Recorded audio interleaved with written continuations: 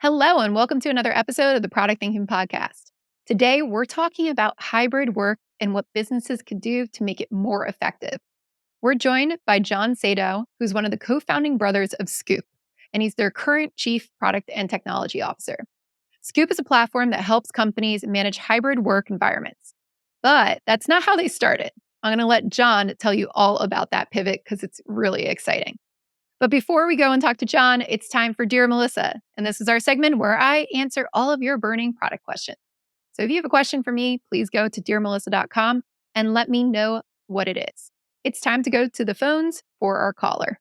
Hi, Melissa. I have a question about building SaaS products for global market while still catering to local needs. So, for example, let's say you have a product that is very tied to maybe a local workflow, like a finance or farming product, and you're trying to build a global platform like Delivery Hero or Uber. There's many local requirements and things that are tied to maybe regulation or how a certain country does something. How do you balance the two? Do you build something that's like super successful in a specific market but doesn't scale globally, or you can focus on things that are relevant across regions, but then maybe they're not as in demand in each market? Wondering how you would think about this. Thank you. When we want to build a global company, I think it's important to first start small. And most global platforms that you talked about, Uber, DoorDash, all these things, they did start small, right? They started in one location and then they expanded and then they expanded and then they expanded. You don't start globally, right? That's a really, really hard way to enter a market and to win. You're not going to be able to solve all the problems for everybody immediately. So you're going to want to focus on a location that you know you can win in, and then you're going to want to expand from there. So that's really key. I see a lot of companies doing this strategy where they try to be everything for everybody at once. And if you do that, you're going to lack focus. It's going to be really, really hard to solve all of those requirements. And you're not going to really be concentrating on what customers need at its core. So, what I'd suggest is first look at your platform and say, what are the biggest problems we can solve for our customers? Solve those problems, right? And then ask, where else do people have these problems? And then start expanding from there. And you might do something that's easy and adjacent to start with. So, for example, if it's an English speaking platform and you're in the US, maybe you go to Canada next, depending on what the laws are there, right? English, a little bit closer to home. You can expand geographically that way. There are different strategies on how to do that. And I do not claim to be a global expansion expert here, but you're going to want to see how much overlap there is and how hard it is to break into the market. Then you start worrying about the regulations. Then you start worrying about what you're going to have to customize for each product. Now we're going to get to scale, where we've got operations in a lot of different places, and we want to maintain our platform for scale, but still make sure that we are customizing certain regulations or certain issues in different areas. This is actually how product operations got started in Uber. And our conversation with Blake Samick, I think last year we had that, about how Uber grew this was really, really interesting. And I invite you to check it out.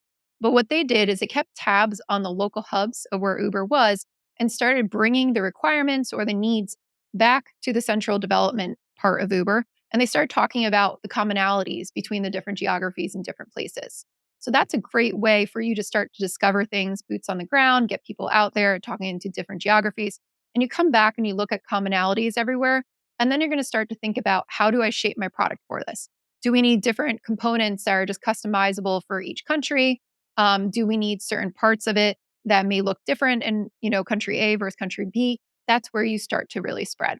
At the core, though, you want to have a platform that's, let's say, a high percentage similar everywhere so that you can maintain it. And I see a lot of companies that expand geographically have like completely different products everywhere. And that does work in certain cases if you can scale that way. But if you want to get the benefits like Uber has or DoorDash has, they really have a core platform and then they customize different components on it depending on where they are. So that means that your development costs are a little less, it's easier to maintain, and you can keep scaling that way. So you're going to want to think about what's your core and concentrate on that first, and then worry about going globally. Really, really important to have your core persona down and start there. Well, I hope that helps. If you have any other questions for me, please go to dearmelissa.com. Let me know what they are. And now it's time to talk to Jon. Welcome, Jon. It's great to have you on the podcast. Awesome to be here. Excited to talk to you. So you've had a really interesting journey to founding Scoop, which is a remote work hub, basically. Can you tell us a little bit about pre-COVID? What were you working on that led up to Scoop, and how did it actually develop? Yeah, it's our journey is certainly an interesting one, and not what we predicted when we got started in 2015. And so when we first started the company from 2015 till well into 2020, our focus in the first version of Scoop was building a carpooling and commuting application. So we built the country's largest enterprise-oriented carpooling app, and our whole focus was on the trends that were driving the commute to be more challenging for sort of everyday employees around the country, where you know more people wanting to live in suburban environments, but commuting into big cities, going to the office 5 days a week, offices becoming more crowded and more dense. All the trends that now in a post-COVID world seem crazy, right? Like they're totally the opposite of where we are now in terms of office vacancy. And so we built that business from 2015 to 2020. And then when COVID hit, it kind of stopped on a dime. All of a sudden, people stopped going to the office, weren't allowed to go to the office. And it was over the course of 2020 that we started to see around the corner to the beginnings of hybrid work and understanding the way that people were going to change where they're working, what offices they were going to, and kind of the solution of the everyday commute. And we thought there was an opportunity to lean into that change as we saw Scoop continue and the trends toward hybrid continue. So take me back to, 2020. COVID's about to happen. Um, when you're studying the commuting, in this commuting business, how many people are you? How big are you growing? Like, at what point did the world just kind of stop for you? It's fortunately now I've sort of digested or I've lived through the full stages of grief, and so it's easier to talk about it in retrospect. But if I were to flash you back like January plus or minus January 2020, we were around 170 people. We had raised over $100 million. We went into the year with a healthy list of enterprises in the Fortune 50 that were customers at Scoop, and really that was going to be our expansion year, right? We had really ambitious goals into a new scope of footprint around the country and other things. And then, I'll tell this little anecdote that I haven't shared much publicly, but I remember I think it was the last week of February in 2020. We were in an exec team meeting, and I remember getting another push notification on my phone from CNN about the coronavirus. And I remember stopping the meeting and looking around and be like, hey, I've gotten a few of these now. Is this something we need to worry about from the context of people being sick in the car together because you're carpooling, right? It was just that immediate localized thing. And we were like, let's keep an eye on it. Let's do some research. Let's talk about it next week. And I think 2 weeks later, the shutdown in San Francisco started. And we saw our entire volume drop almost overnight. And that was the beginning of a really hard year for us. And we, like many tech companies, did layoffs in April. We kind of navigated through the next 6 months trying to build the best version of what we thought commute might look like post-COVID. Then you get to like July, August of 2020, and you realize this isn't going away. COVID is not a short-term thing. We're not going back to normal. And that's when I think we started to realize that the whole business may need to change, and eventually did as we reset the company at the end of that year to focus on hybrid work. So, as a leader at a company, you're looking at this, you're going, is it going to change? Is it going to change? There's this huge decision that you're talking about. Like, do we wait it out?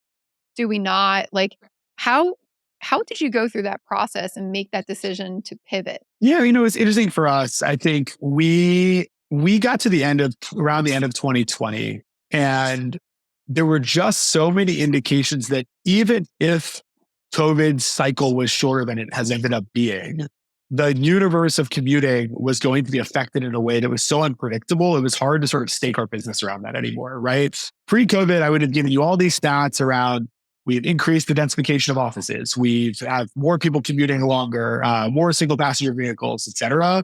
And even if people ended up going back to the office with some regularity, we knew, frankly, that the market and the dynamic of that behavior would be at least changed for a decade or more because of the onset of remote work. So for us, it was one of those where even the best case scenario of commute no longer necessarily felt like the right business to be in.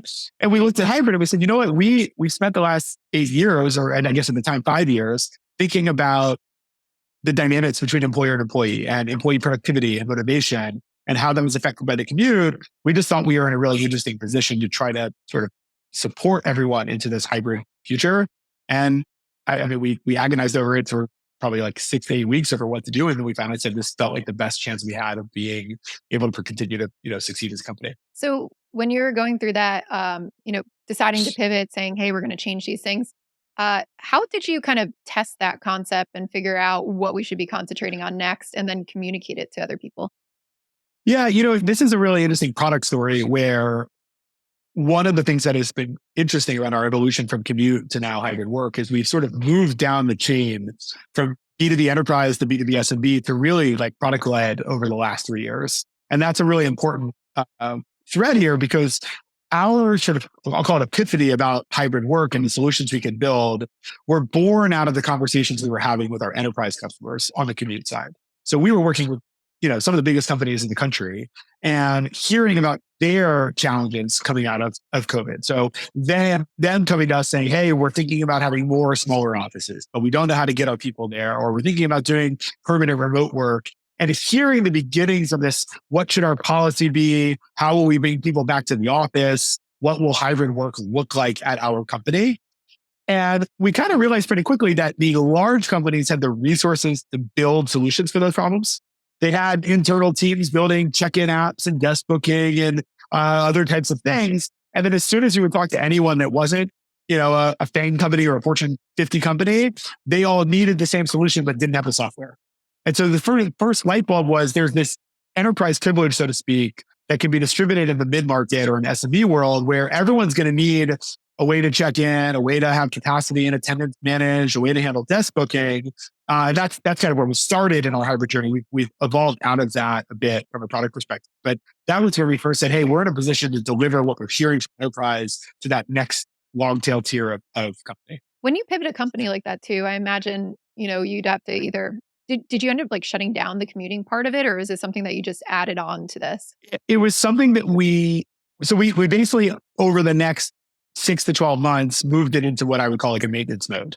And so we stripped it down to the core mechanics. It ran pretty dormant during all of COVID, like during shutdown. And then we saw a kind of natural pickup, frankly, in that business over the last year and a half as people return to whatever this new normal of work is. Now it's a small fraction of the business that it was before, in large part because of what I was talking about before, which is that just that market doesn't exist in the same way, right? Even in the best case of scenario, people are going to the office 3 times a week, maybe.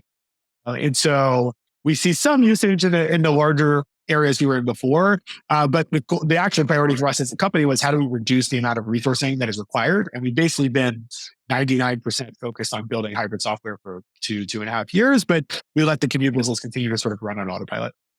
That's cool. Okay. So, do you kind of like check in on it and make sure it's still worth maintaining it, still have it there? Like, how do you kind of make those decisions? Because I know a lot of companies who have legacy software or something that they started with, right? And they're moving into other things. What's your like process for reviewing it, making sure it's still worth like maintaining and looking at it? Yeah, that's a constant conversation and it's come in very different cycles. I think there was a period where there was a lot of internal tension on, hey, is this still worth it? Without getting into too much detail, the economics of it makes sense for us. And that's always been the core barometer is like, does it benefit the overall company for us to keep operating this just in terms of dollars in and dollars out? And so far the answer has been yes. And we've made some decisions to support that. We've cut out some software that we didn't need or pieces of things that didn't matter anymore. We've streamlined even the economics and how we approach the business. But every quarter, I would say for 3 years now, we've kind of said, hey, we still know what we're doing with this. And I do believe over time the context of that evaluation will continue to change as our core hybrid business grows. So when you're pivoting, right, you had this commuting product out there in the market. How did you go after new customers? Did you approach like the same customers who already bought the commuting product for you? And then how did you communicate to them this either shift or these new products you had out there? Yeah, it's a great question. And so, because so much of our very first hybrid product was kind of borrowing what the enterprises were building for themselves and then sort of trying to create a scaled solution, almost all of our customers of that business, that new, what I would call like workplace management is how we typically talk about it, but that business were new. And so I would say we were kind of heads down building something new for the beginning, let's say half of 21. And then we started selling. We were doing mid-market sales. In that case, we had kept the salesperson on from the commute enterprise sales days. We were really comfortable selling to the mid-market, honestly, coming down from the enterprise. And we had probably overly qualified folks who were able to sell into that business. And that did pretty well. We signed on a few dozen customers in the back half of 21. And it was toward the end of 21, actually, that we kind of decided honestly that we didn't feel that workplace management business was the ultimate version of hybrid product that we wanted to build.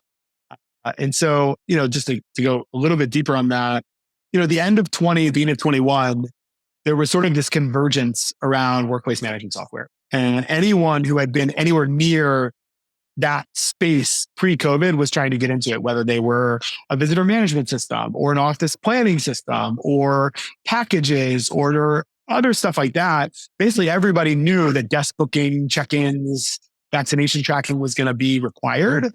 And by the end of that year, even though we were starting to build a nice, healthy little business, we just didn't think that was the core hybrid problem, right? We ultimately felt the real hybrid and flexible work problem was about employee experience, right? Am I able to get the full value out of this flexibility and be productive and do so in a way that works for both me and employer? And at that point, we sort of did a mini shift again and said, hey, you know what? We want to build software that the employee is choosing to use, as opposed to it being like a top-down check-in software that's very utilitarian or very administrative, but not really providing, broad value to the employee. What have you seen as some of those biggest issues for employees when it comes to hybrid work?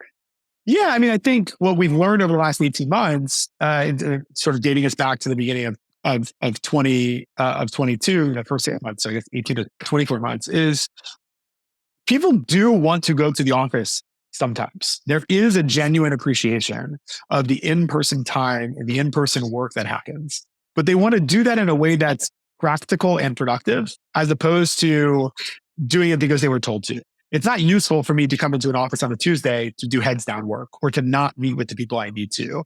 And it's also not useful for me to only come in on Tuesdays just because it was easy to put a spreadsheet together that said, let's do Tuesdays. What they want to do is do certain types of work in the office and certain types of work at home. They want to work with certain people on certain things in certain places. And the other is it changes. Sometimes it changes just based on the mood. You just want to get out of the house, right? It's a nice day out. You want to get out. You want to walk around. You want to go to lunch with people, et cetera. And sometimes it's, like it is outside here and it's in the 20s and 30s. And the idea of having to get in a cold car and drive to the office is just not super appealing. For us, the success that will come in hybrid work is understanding all of those variables to be able to enrich the employee experience, which is then in turn going to deliver back to the employer what they're looking for, which is a happy, productive workforce. So when you're designing Scoop, how do you kind of manage for that flexibility? Yeah, the biggest thing for us was to hear from employees, what are the things you're actually looking to accomplish, right? What are the things that are causing challenge for you? And help then provide value to them that we think will then make them want to come into the office, right? The reason return to office mandates have been such a topic now for several years is because there's this natural gap between employer thinks they need to have some sort of administrative pull into the office and employees says, hey, you don't get us, right? You don't fully understand. It's almost like having a teenager, right? It's like, hey, I know what's best for you. You don't know what's best for me. And the answer is somewhere in the middle. And so in pulling on the thread of those problems, like any good sort of product builder does, or product building team does, we've gone back to like, okay, well, what are the challenges? Well, the challenges are, first, I need to have visibility into what people are planning on doing, right? If I go into the office and my manager is not there, well, that's a waste. So I need to know where my manager is going to be. I need to be able to cross-reference people's plans with what's on my calendar, right? I need to be able to make good decisions around the types of meetings or work I want to do when I'm in versus when I'm out. So that was number one. And that was the core of our platform from the beginning when we started really focusing on the employee side, which is just visibility of where people want to be. The second is around just trying to reduce or streamline the operational overhead of these office planning days, right? Just even asking, are you going to be there? Are you not going to be there? What days next week work? So that people can put a little bit of planning ahead where before they didn't have to, right? It used to be I just show up at the office and everyone will be there. And so having that visibility needs to be amplified by making it easy to get it and see it. So we built things like office polls, syncing that with your calendar, syncing that with your Slack status, trying to reduce the challenge of understanding what people's plans are going to be and building those tools in a way that make them super easy. We would interview tons of people who almost all of them would say, there's some massive long running thread in Slack each week where someone's like, hey, anybody thinking about going to the office this week? And eventually people would try to navigate that and it would be unreliable and they would just give up. And they would just like, I remember there was a phase, I think it was in early 22, where I was doing sort of deep dive on user research experiences around hybrid. And almost everyone would say, I don't go to the office as often as I probably wish I could. And they would basically say that they had been disappointed so many times with going in and it not being worth it, that they just stopped going, even though that was suboptimal for them. And they, in some cases, wanted to find another job where people were going in more regularly or more reliably. The third bit for us, which is really what's front and center for us today, is going beyond the where of work to the what of work, right? And really what we found is that at the end of the day, the office planning problem distills back into, well, how am I spending my time? What meetings am I in? Who am I meeting with? What heads down work am I doing? When do I have time for that? And so we've actually really shifted a lot of our focus of the core product to go beyond office planning to actually meeting planning and the how I spend my time part of hybrid work. That's really, really fascinating. So I feel you brought it up just a couple minutes ago too about how there's this huge like push to return to work, and employers are like, you must be in here either 4 days a week or on these days. What have you seen be, and I think everybody's trying to figure this out, right? Like, it's like, how do we effectively manage a flex schedule, but also if we want to be purely remote, manage purely remote? And like, what are the critical criteria to keep people innovative, collaborative, and like working together? What types of things have you seen work? Yeah, I mean, what's interesting is obviously in the early days, there was a whole variety of different policies. And one of the things that we built earlier on with Scoop is sort of a sister property that we call the Flex Index. And the goal of the Flex Index was to really put hard data behind what are companies doing, right? How are they managing return to office plans? How many days are they requiring? Are they having flexibility? What are the different policy distributions, et cetera?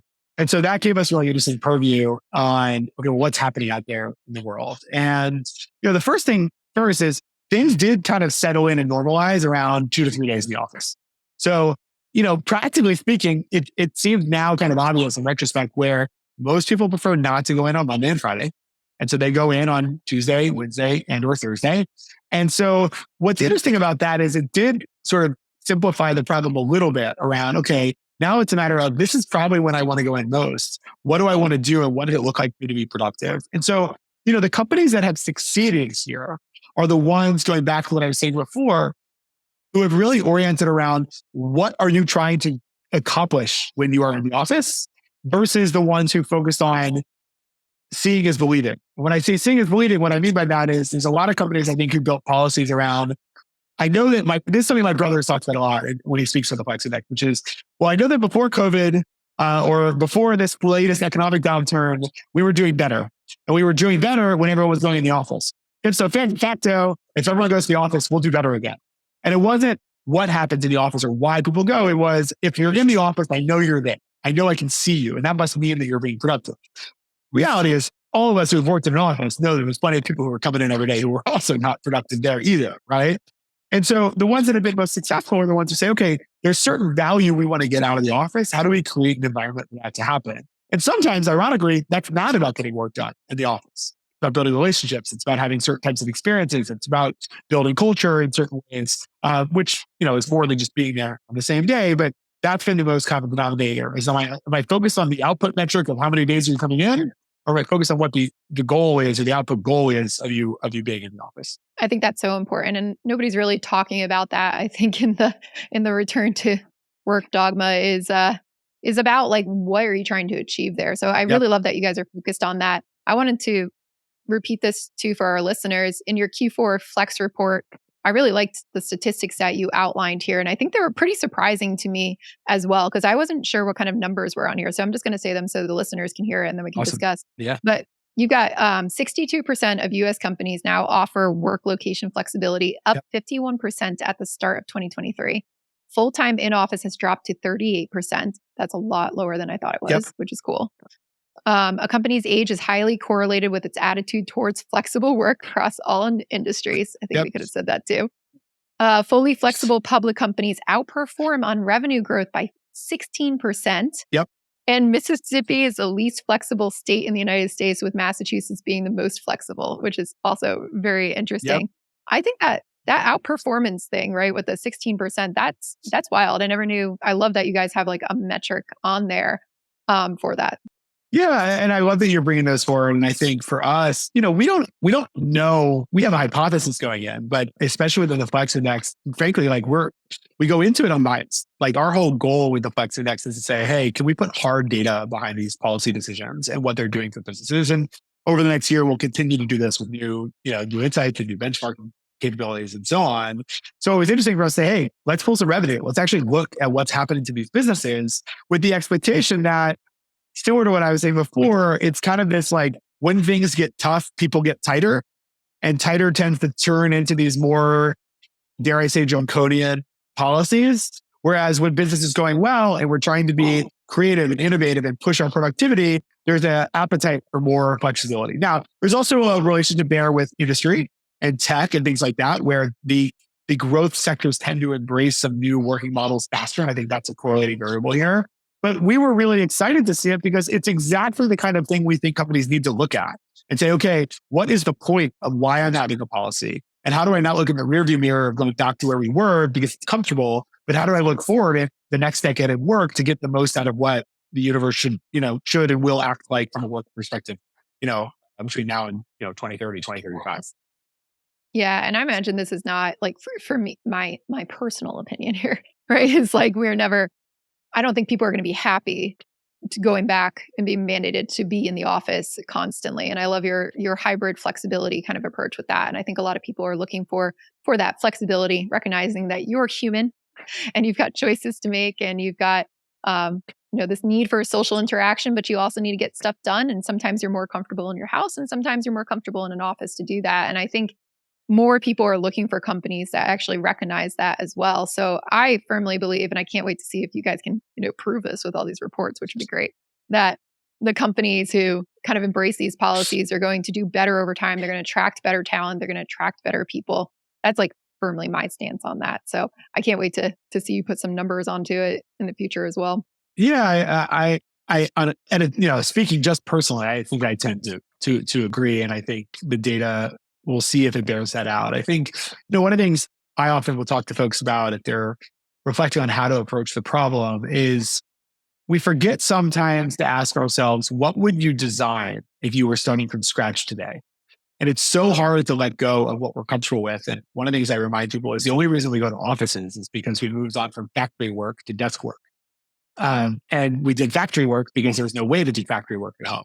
And then we got used to the idea that you go into a place to work even from a zoning perspective, like not to get too geeky, this is where like the commute background in me comes out. Like this goes back to like zoning and where we needed to have enough space for people to co-locate to be able to do their work. And this is pre-internet. So this is back when we didn't have laptops and internet and all that. And I think sometimes we're so used to saying, well, this is how it always has been. It's kind of a classic innovation situation where if you were just to start society today, we have internet, we have laptops, we have video chat, and design an operating cadence or an approach to work that said, hey, you can go into this place together or you can work from home. What would you do?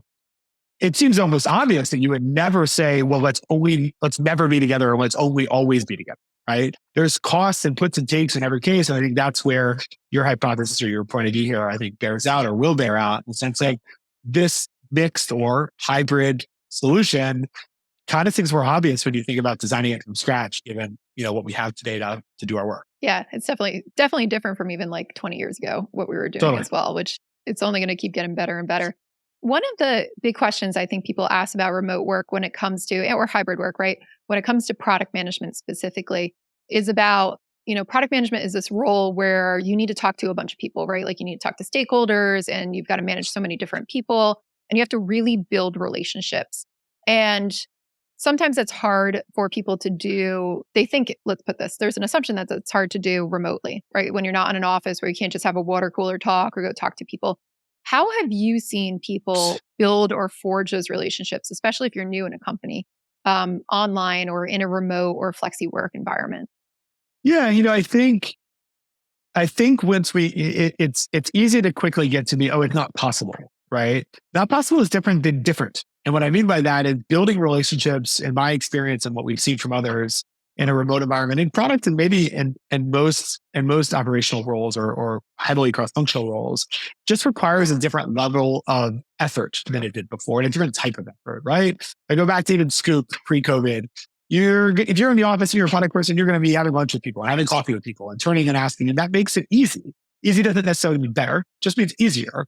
One of the things I tell everybody on our team, especially when we've hired new people, is you have to put the time in to say, hey, can I just grab 10 minutes to talk to you about some stuff or get to know you, what have you? But that, it requires a little bit more formality. And so the first is embracing the fact that in order to engage and create that space between you, you've got to actually put the effort in. And I know that seems maybe basic, but there's a lot of folks who are like, oh, right, I need to schedule time just to connect with somebody, just to ask them how things are going. That's one. Two for me is resisting the urge or the pull for everything to be asynchronous, right? It is easy to say, well, I'll just put this in Slack. So we'll go back and forth and everything just becomes another person at the end of a text-based message. This goes back to the first, which is you've got to find opportunities to say, hey, you know what? Let's do the video chat. Let's have the one-on-one. What's funny is we still have this bad tendency to always want to have meetings as a group, but then we don't want to go live on a Zoom to have a conversation that's maybe a little less formal or a little more exploratory.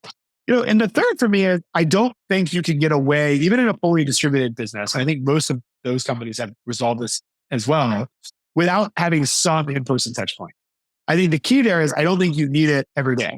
In fact, you may not even need it more than every 6 months. But you do need, I think, some mile markers on a relationship with a person where you get to know their mannerisms and what they're about and how they operate, because you do lose some of that in video. That's just reality. You don't get the body language and the idiosyncrasies and things like that. I've joked a lot, ironically, in my team, of even understanding someone's presence or their height or things like that can actually affect your understanding of where they came from or what personality they bring to the room or how they feel comfortable, et cetera. But I think you can really bank a ton of credit in a relationship by spending 2 or 3 days with each other. One of the things we did at Scoop is we started doing every 6-month offsites. We went from not doing offsites as a group to every year to every 6 months. And it's had a huge effect because it really just gives you this sort of updated point on relationship, which makes it a bit more comfortable to say, hey, let's grab a virtual coffee, or hey, I want to talk to you about this thing one-on-one, or spend some more time together. Yeah, I think that's really important. We did, I have a team of contractors that I work with, but we work very closely together. And we all met face-to-face for the first time this year in Lisbon. And we've been working together for 4 years. I didn't even realize it was 4 years. But after that, everybody's like, oh, now I know all these little idiosyncrasies about you, right? Like now I know all this background. And it's been great to just like foster that collaboration. So I think having some kind of face-to-face time is so important. 100%. And I think, similarly, I think you have to embrace the things that are easier in this way. So for example, I think the world we're in now puts a premium on writing and writing quality and being able to articulate your thoughts and, usually succinct, but good ways. And as a product manager, I think that's a core skill. And it's a core skill that I think all the PMs that I've worked with or product and engineers that I've worked with is not always one that people have. And so now being able to convey your ideas in writing in a way that someone can digest that becomes more important. And I think that should amplify our skill set there just through repetition, which I think can balance out with the need to build relationships and connect with people. Because I think that's the other side of the coin. Like, you're not just building a relationship for relationship's sake, but a relationship to operate better. But operations require more than just knowing the other person. I'm really happy you brought that up because I think there was this whole misconception, I think, when Agile came out and, when we were talking about lean startup and stuff like this, about don't make too much documentation. Don't make too many things, right? Like too many artifacts, right? Yep. Instead, focus more on, collaborating and talking it through with people instead of just like documenting everything. I saw that pendulum swing like crazy, right? Where it was, no specs. We can have no specifications whatsoever, right? And I had came from a waterfall product management environment before I started learning about Agile, like back in the 2010. But I was used to writing these giant specification documents. So when I started Agile, I started just getting more brief and more brief and more brief, but I never kind of lost that like the training of writing. And then I see a lot of new product managers come to the role where they never got that training to like write it all out, right? To think it all out, to actually sketch it all out and then think about breaking it down. And I feel like that's a big disconnect in the way that people approach the role because they're not like starting from this higher level. Let me get my thoughts down. Let me get the vision stated. Let me like explain to you what the concept is and then go into the weeds. They start from just the weeds and nobody has that bigger picture. So I'm like really happy you brought that up because it's one of those issues that I see. Yeah, I totally relate. And I think this goes back to you have to adapt to the changes in the work environment that you're in. And I think, again, there's going to be pros and there's going to be cons, and everything has its sort of other side of the coin, right? We all get to benefit from the flexibility of being at home and the things that come from that when we're not in the office every day. And yes, it changes the dynamic of the relationship building, et cetera. But there are positives that can come from it, and it will cause us to accentuate different skill development, different skill usage over time. So when you're working with people too, who I think the other issue that people have is the onboarding of new people into an organization, especially if you're a remote or a hybrid organization. You can't just go into the office and like pull them around and be like, this is this person they say you're, blah, blah, blah, blah. Take this person to lunch. How do you onboard somebody successfully in that environment? Yeah, I mean, I can again share from our experiences of what I think have gone pretty well at Scoop, and honestly, what I've heard have been challenges in other places from customers and otherwise. I think, this is one of those where my own personal opinion is I think we like to say that onboarding remote is harder or broken or worse yet, not possible. I think it's more of a case of it catching people where they didn't have good practice in the first place, right? I think that in an earlier era, like pre-COVID, you could get away with a pretty crummy onboarding process because at least they'll be in person. Like they'll be in the room with you, you'll have lunch, you'll get to know them. But then you still had plenty of onboarding failures where you had built the relationship or the know-how about each other, but the person still didn't know how to do the job well. Like let's face it, the ultimate goal of good onboarding is to set the person up for success as an employee and a contributor. So again, it goes back to then you go to remote onboarding where you don't get any of the sort of the free parts. You don't get the stuff that gets thrown in. And so if you don't have a structured onboarding, if you're not saying, hey, you need to meet these people or learn this thing or deliver this other thing, you're kind of out with nothing. And so I think, fortunately at Scoop, for example, we had actually built a really nicely structured onboarding process. And we had some really great people on our people team in an earlier version of the company who helped do that in terms of really establishing what do you want to learn week 1, week 2, week 3, week 4? Who do you need to meet with? What does that calendar need to look like, et cetera? And so transitioning from that to remote onboarding was in some ways pretty successful because you're able to say, okay, great. We know what we're trying to hit milestone wise and what the checkpoints are. We know who we're trying to have you meet with. Let's get that on your calendar. Let's get you on the Zooms. Let's have you interact. I think the hardest part to then add in was okay, I'm not sitting next to you. So how can you ask me a question and tap me on the shoulder? And a lot of that, again, goes back to you've got to formalize some of that interaction time. And part of it is also really impressing upon the people on your team the importance of saying, hey, it is okay to ping me. It is okay to ask for time with me. One of the things that one of the managers on our team did that he thought of on his own, and I really, really admire that works well, is he literally put a daily stand-up with someone who joined his team for the first 12 weeks of them being on the team, just to have 5 minutes every day to go like, cool, you good? Like, how's it going, et cetera.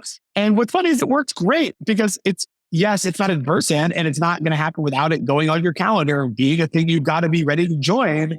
But it allowed him to build that trust and relationship with somebody. But if you're not going to put the effort in, then onboarding is going to be really hard. And you're going to say, oh, well, it used to be easier because they were just in the office. Like, no, it used to be easier because you got to be lazy and still get away with some of it. And now you've got to put a little bit more diligence into it. Yeah, I think that's a really good point there. One thing that you were saying too, that I feel like I haven't seen people do this and it drives me nuts a little bit, right? Where we are used to like 30-minute blocks and 1-hour blocks for meetings. And the fact that you just said they put a 5-minute stand up, like something so fast in a calendar, like you can do that remotely, you can do that on Zoom, is huge. And I feel like people are afraid to put those meetings in there because they're like, I don't want to take up all this time or these blocks. But there's like this fear out there of just putting like 5 minutes or 15 minutes in, right? And I've suggested for people, I'm like, I think this could be a 5-minute meeting or a 15-minute meeting, but they're like, oh no, we need 30. And then you get in and it's like, you don't really, right? It's not targeted to what you want to accomplish. So how have you seen people kind of like get over that fear? What kind of like check-ins do people do? And what are some maybe like abnormal meetings or things that people wouldn't think of for meetings that you've seen? Yeah, I mean, part of this comes back to with the product we're actually building, right? Which is that, frankly, calendars are not built for the way that we operate today, right? They are built for really structured, bucketed time where you're in an office and you're moving from place to place, and it is in 30 to 60-minute intervals, basically in all cases, no matter what calendar application you're using. And this is another example to me of like, how would you build a calendar if you were building it for the current way that we work, right? Where location matters and time can be handled differently and we move faster in many cases. And so that's one. And so, in some ways, our core product at Scoop is really oriented toward how do we just scrutinize the way we want to have meetings in the first place, right? One of the things that we think about a lot is that so much of our asynchronous work has evolved over the past 3.5 years. New software, new practices, new learnings, et cetera. And our synchronous work is the same. I mean, it really is the same. It's still too many poorly planned, too long meetings that have bad follow through. Like everyone says it. And the only thing that's changed is we now have more meetings, right? Statistically, and we put out some data on this. We have more meetings. We spend more time in meetings. Everything has become a meeting, going back to if it's a group chat, it's always a meeting. And if it's one-on-one, for whatever reason, we only want to do that in chat because that makes more, I think, more sense for people, even though it's sort of, I think, inverted. And so things that I've seen work well are eschewing the like historical, requirements of what a meeting actually is, having more ad hoc jumping on a huddle or jumping on a Zoom, letting go of 30 and 60-minute increments. And then honestly, vocalizing, do we need to have this meeting or not? What are we trying to accomplish? And what is the right amount of time for it and why? And I think once you kind of throw out some of the old rules, it allows you to say, okay, we're trying to be productive in a synchronous fashion for some reason, but what does it mean to be productive in that environment? And I think this is core to what we're building with our meetings product, and we're rolling out more of in 2024. I'm excited to see that too. I wish people would be better. Meeting hygiene is always important. I feel Absolutely. like for all of us. Yep. So, I'm curious. We're kind of at this. We've been a couple years into the post-COVID world, into this, flexi work, remote. What do you think is going to be the trends, or what do you see evolving for the future of this over time? Yeah, I think in some ways, I think we've hit the baseline, or we've established rather the baseline of what hybrid and flexible work are going to be. I mean, one of the data sources we look at, and we did some collaborative work with them, is there's a company called Castle. Basically, it's the badge data source, and they put out reports all the time. And if you look at their most recent reports, we basically flatlined in our office occupancy and attendance, right? So this idea of what's going to happen, it kind of has just stagnated. Like we're there, and it's not surprisingly, it's about 50%, right? Which basically means that in general, people are going in 2.5 days a week on a given day. So the first things first is I think that's that. Like I think that ship has sailed. Where in general, the average employee is going to go in half the time. They're going to spend the rest of the time at home. And so I think any conversation of, well, what is going to happen around office usage, if I had to guess, I don't believe it will change much over the next 10 years. I think that's just going to be how it is. The areas I do think might change or will be challenged, I think there will be major shifts in the way that we spend our time synchronously, as I said before. Like obviously, this is a bias I have with what we're building and how we're thinking about it Scoop.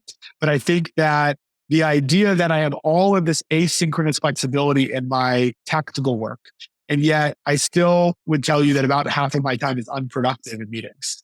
Something about that is going to have to get scrutinized because it's at odds with the very sort of like energy and concepts of like how people are trying to spend their time working.